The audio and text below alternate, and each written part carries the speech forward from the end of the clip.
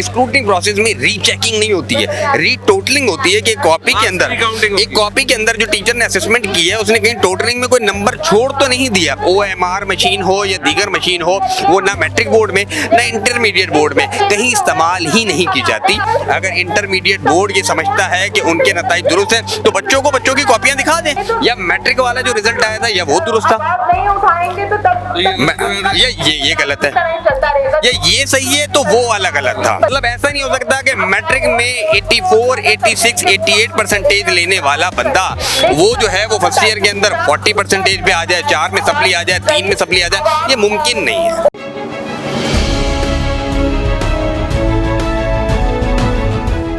जी, मेरे साथ राव अफनान मौजूद हैं, एक मकामी न्यूज़ चैनल के रिपोर्टर हैं और सीनियर रिपोर्टर हैं, और इनकी अहम बात यह है कि एजुकेशन की बीट को कराची और पूरे सिंध में कवर कर रहे होते हैं। आइए हम पूछते हैं, जमात इस्लामी ने आज इंटरमीडिएट बोर्ड ऑफिस पे एहतजाजी धरना दे रखा है उन तालिब इल्मों के लिए जो मैट्रिक में A1 और A ग्रेड लाए थे और फर्स्ट ईयर के रिजल्ट 19%, 5%, 4%, 3% पे यहाँ खड़े हुए। अस्सलाम वालेकुम अफनान भाई। वालेकुम अस्सलाम। अफनान भाई, आपसे पास यूँ हाजिर हुए कि आप इन हक़ाइक़ को बखूबी जानते हैं कि ये मामला हुआ क्या कि 19% के 91% से उल्टी आ गई। 19 91 कहाँ 19, कहाँ 84, कहाँ 48, कहाँ 96, कहाँ पे 16, ये क्या है? अच्छा, ये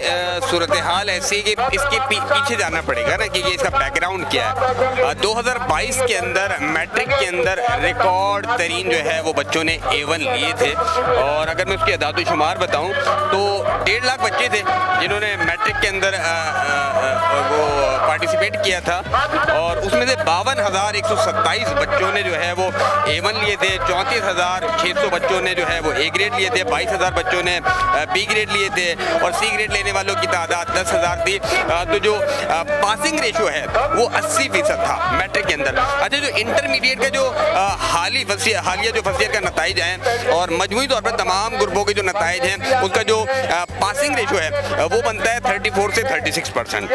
अब इस तरह बता दें, कॉमर्स के अंदर जो है वो 1986 बच्चों ने जो है वो उम्मीदवार थे, जिनमें से जो पासिंग रेशो है वो 744 है। ह्यूमैनिटीज़ के अंदर 13,837 बच्चों ने जो है वो इम्तिहानात में हिस्सा लिया, 5,388 बच्चे जो है वो कामयाब हो सके। इसी तरह इंजीनियरिंग में 23,937 बच्चे थे, जबकि पासिंग रेशो जो है वो 8,328 बच्चे जो वो पास हो सके। प्री मेडिकल वाले 30,000 से ज़्यादा बच्चे हैं, पास होने वालों की तादाद 11,000 है। अच्छा, इसमें जो एहतजाज के अंदर बेशतर वो तालिब इल्म हैं जिन्होंने मैट्रिक में A1 नंबर लिया। अब सवाल यहाँ ये पैदा होता है कि फर्स्ट ईयर के अगर ये हालिया नताइज दुरुस्त हैं, जो अब तक वो सारी सूरत हाल ऐसी लग रही है कि सिंध हुकूमत खामोश है, अब तक कोई ऐसी महकमा बोर्ड एंड यूनिवर्सिटी जिसके मातहत इंटरमीडिएट बोर्ड है उनके तहत कोई तहकीकाती कमेटी ताहाल नहीं बनाई गई और कोई मजबूत इकदाम या कोई पेशरफ होती हुई नजर नहीं आ रही। गवर्नर सिंह यहाँ ज़रूर पहुँचे थे, बच्चों को यकीन दहानी भी कराई थी, वादा भी किया था कि स्क्रूटनी करवाएंगे, लेकिन स्क्रूटनी प्रोसेस भी अब सुन लें, स्क्रूटनी प्रोसेस में रीचेकिंग नहीं होती है, रीटोटलिंग होती है कि कॉपी के अंदर, एक कॉपी के अंदर जो टीचर ने असेसमेंट किया है उसने कहीं टोटलिंग में कोई नंबर छोड़ तो नहीं दिया, तो स्क्रूटनी का प्रोसेस जो है उस पर भी सवालिया निशान है। अच्छा, ये बच्चे इतनी बड़ी तादाद में फेल कैसे हो गए? जो बच्चों की जो कॉपी की जो असेसमेंट है उस पर सवाल खड़ा होता है कि मैट्रिक के अंदर जिन बच्चों ने A1 लिए थे वो इंटर में फेल किस तरह हो गए? क्या कॉलेजेस के अंदर पढ़ाई नहीं हो पा रही? अगर सिंध हुकूमत कहती है कि नताइज दुरुस्त हैं, बोर्ड इंतजामिया कहती है कि नताइज दुरुस्त हैं, तो क्या कॉलेजेस में पढ़ाई नहीं हो रही, या जो टीचर है वो कॉपी सही तरह चेक नहीं हो कर पा रहा? तो इसका मतलब है कि बड़े कैनवस के अंदर इसकी तहकीकात होने की ज़रूरत है कि आया ये कोई टेक्निकल प्रॉब्लम है, किसी मशीन का मसला है, किसी सॉफ्टवेयर का मसला है, या मैट्रिक बोर्ड के जो नताइज थे उनमें फिर बड़े पैमाने पे खुर्दबुर्द हुई थी। रिकॉर्ड A1 जो है वो बच्चों ने हासिल किए थे, 52,000 बच्चों ने A1 ले लिए थे, या उसकी तहकीकात होने की ज़रूरत है, या हालिया जो नताइज उसकी तहकीकात होने की वाला क्या मामला है कि मशीन ने कॉपियाँ चेक की हैं? बिल्कुल, ज़राए अबलाग से और बोर्ड इंतज़ामिया के बाद अफसरान जो है वो ये कहते सुने गए हैं बच्चों से कि बच्चों के मुँह के अल्फाज हैं कि उन्हें बताया जा रहा है कि टेक्निकल प्रॉब्लम है, किसी मशीन का का मसला है, लेकिन मेरे ज़राए बताते हैं कि OMR मशीन हो या दीगर मशीन हो, वो ना मैट्रिक बोर्ड में ना इंटरमीडिएट बोर्ड में कहीं इस्तेमाल ही नहीं की जाती। और माजी में उन्हें एक पायलट के तौर पे चेक ज़रूर किया गया था, सिर्फ MCQs के लिए यूज होती है, जितना मुझे इल्म है, लेकिन उससे भी चेक नहीं किया गया OMR मशीन को। अगर मान भी लिया जाए, अगर ये टेक्निकल एरर भी है, जितनी मशीन हो, OMR मशीन हो, उसके अंदर जो भी आप नताइज या जो भी प्रोग्रामिंग फीड करेंगे वो उसी के मुताबिक रिजल्ट देगा। अच्छा, इससे पहले माजी में ज़रूर रहा है कि इंटरमीडिएट बोर्ड हो या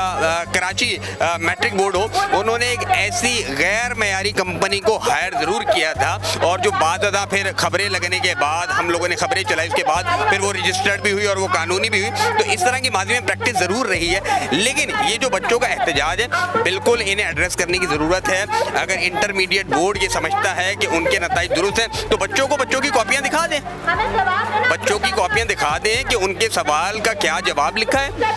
टीचर ने क्या असेसमेंट की है। फिर इसमें सवाल होता है कि बच्चों का अगर जवाब दुरुस्त है और टीचर ने मार्क्स नहीं दिए, तो असेसमेंट करने वाले टीचर का क्या मयार है, उसे किस मयार के तहत भर्ती किया गया था, फिर वो सवाल खड़ा होता है। तो मैं कह रहा हूँ कि इसका जो है ना वो तहकीकात होगी, तो फिर बड़े पैमाने पर एक से एक कड़ी जुड़ती रहेगी। और फिर अच्छा अफनान साहब, आपने भी बड़ा अच्छा ब्रीफ कर दिया कि मैट्रिक और इंटरमीडिएट के नताइज एक दूसरे से यकीनी तौर पे बहुत अलग आए हैं। तो क्या ऐसा ये भी हो सकता है कि इन बच्चों के मैट्रिक के नताइज को भी दोबारा रीवैल्यूएट कर लिया जाए, जो कि आर्ग्यूमेंट कर रहे हैं कि 90 और 95% ले आए थे, क्योंकि 90-95% मैंने आपने भी पढ़ा इसी शहर में ह्यूमनली पॉसिबल नहीं है कि 95। देखिए, मैं आपको ये बताना चाह रहा हूँ, जब भी किसी मामले की जब तहकीकात शुरू करते हैं तो आप बैकग्राउंड भी देखते हैं ना, कि मतलब किसका क्या बैकग्राउंड था। अगर एक बच्चा जो फेल हो गया है, मैं सबकी बात नहीं कर रहा, मैं उन बच्चों की बात कर रहा हूँ जिनका मैट्रिक में A1 है, फर्स्ट ईयर में फेल हो रहे हैं, उनकी कॉपियाँ तो पहली फुर्सत में जो है वो निकाल के देखनी चाहिए और रीचेकिंग करनी चाहिए, रीटोटलिंग नहीं करनी चाहिए, रीचेकिंग की जाए, रीअसेसमेंट की जाए, कोई इस तरह की कमिटीज़ बनाई जाएँ जो तहकीकात करें। अब तक की इतलात के मुताबिक महकमा कॉलेजेस ने कमेटी ज़रूर बनाई है और उसने अपनी तहकीकात का आगाज़ भी कर दिया गया है। तो इससे कबल जो है एहतजाज किए जा रहे थे, जिनके अंदर कुछ एसोसिएशन ने भी हिस्सा लिया था और उनकी जानिब से ये यकीन दहानी कराई गई थी कि कुछ रोल नंबर जो है वो फराम कर दिए जाएंगे बोर्ड इंतज़ामिया को, लेकिन हमारी इतलात के मुताबिक और बोर्ड इंतज़ामिया के मुताबिक ताहाल वो रोल नंबर भी उन्हें फराम नहीं किए गए। तो जब तक A1 ग्रेड वाले बच्चे जो हैं जिनके साथ ज़्यादतियाँ हुई हैं और जो मेरिट पे पूरा उतरते थे, या ये वो तलबा जिनका ये यकीन है कि उनके नताइज भी दुरुस्त थे, इम्तिहानात भी अच्छे हुए थे और मुस्तकबिल में जो इंजीनियर बनना चाह रहे थे, डॉक्टर बनना चाह रहे थे। यहाँ मैं एक चीज़ वाज़ेह करता चलूँ कि जो इंटरमीडिएट के जो बच्चे होते हैं उनको लेके ना वालिदैन के ख्वाब होते हैं। हर वालिद चाहता है कि मैंने अपनी बच्ची को डॉक्टर बनाना है, मैंने अपने बच्चे को इंजीनियर बनाना है, या एक आला तालीम के लिए एक अच्छी यूनिवर्सिटी में उसका दाखिला कराना है। अब ये जो 44,000 बच्चे जो फेल हुए हैं, जिनमें से यहाँ पे बेशतर यहाँ मौजूद हैं, एहतजाज कर रहे हैं, इस एहतजाज में शामिल हैं, उनके मुस्तकबिल पे एक सवालिया निशान खड़ा हो गया कि उनका मुस्तकबिल क्या होगा। मतलब फर्स्ट ईयर के अंदर अगर किसी की 3 सप्ली है, 4 सप्ली है और वो सेकंड ईयर का कंबाइन देता है, सप्ली के साथ देगा, तो उसकी जो ओवरऑल परसेंटेज बनेगी ना वो इतनी कम बनेगी शायद उसको किसी जनरल यूनिवर्सिटी में भी एडमिशन ना मिले। तो मतलब ये समझे कि इनका मुस्तकबिल जो है वो बर्बाद हो रहा है, लेकिन उसके बावजूद ये बच्चे यहाँ सब्र तहम्मुल से बैठे हैं, वालिदैन भी यहाँ बैठे हैं और हुकूमत को, मुतल्लिका इंतज़ामिया को जो है वो इनको सही एड्रेस करने की ज़रूरत है। लेकिन जो मैं तहकीकात वाली बात कर रहा हूँ, इसको कोई गलत या जूम आईने ना समझे। मैं कह रहा हूँ जब आप तहकीकात करते हैं तो बैकग्राउंड भी चेक करते हैं, या मैट्रिक वाला जो रिजल्ट आया था या वो दुरुस्त था, ये गलत है, ये सही है तो वो वाला गलत था। मतलब ऐसा नहीं हो सकता कि मैट्रिक में 84, 86, 88% लेने वाला बंदा वो जो है वो फर्स्ट ईयर के अंदर 40% पे आ जाए, 4 में सप्ली आ जाए, 3 में सप्ली आ जाए, ये मुमकिन नहीं है। अच्छा अफनान साहब, यहाँ पे ये भी आप फरमा दीजिए नाज़रीन के नॉलेज के लिए और बच्चों के नॉलेज के लिए कि अभी आपने फरमाया है कि बोर्ड ऑफिस में जो स्क्रूटनी प्रोसेस है उसमें रीचेकिंग नहीं है, रीकाउंटिंग है। तो क्या बोर्ड ऐसी पॉलिसी अपनाएगा, ऐसी कोई अमेंडमेंट देगा कि जिसके बाद पेपर्स की रीचेकिंग हो सके, क्योंकि अब तक तो हमने नहीं सुना कहीं रीचेकिंग, रीकाउंटिंग ज़रूर होती है। अच्छा, इसके अंदर जो है ना फिर कानून साजी की ज़रूरत है। माजी में हमने इस पर बड़ी खबरें भी लगाई हैं, क्योंकि इससे कबल भी कई एहतजाज हुए हैं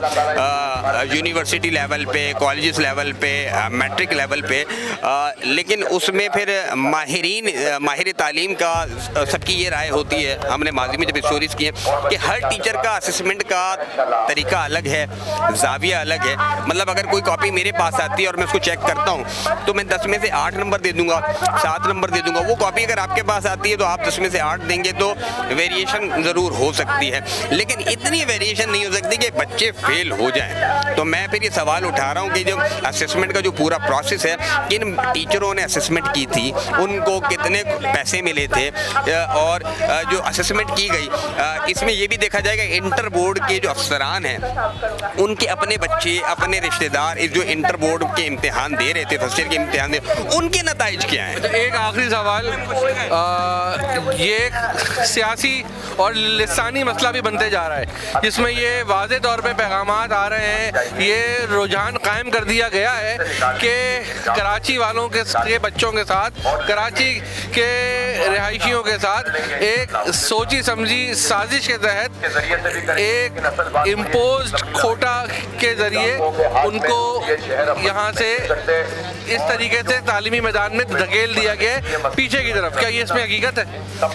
हाँ बिल्कुल, आप समझ सकते हैं कि ये किसी हद तक इसे दुरुस्त इसलिए कहा जाएगा कि जहाँ नाइंसाफ़ियाँ होंगी, जहाँ सहूलियात की फराहमी नहीं होगी, वहाँ पर इस तरह की बातें भी होती हैं और इस तरह की एहसास महरूमी भी होती है। अब कराची पाकिस्तान का माशी हब है और वहाँ आप ये समझे कि 70,000 बच्चों में से 44,000 बच्चे अगर फर्स्ट ईयर में फ़ेल हो जाएँ,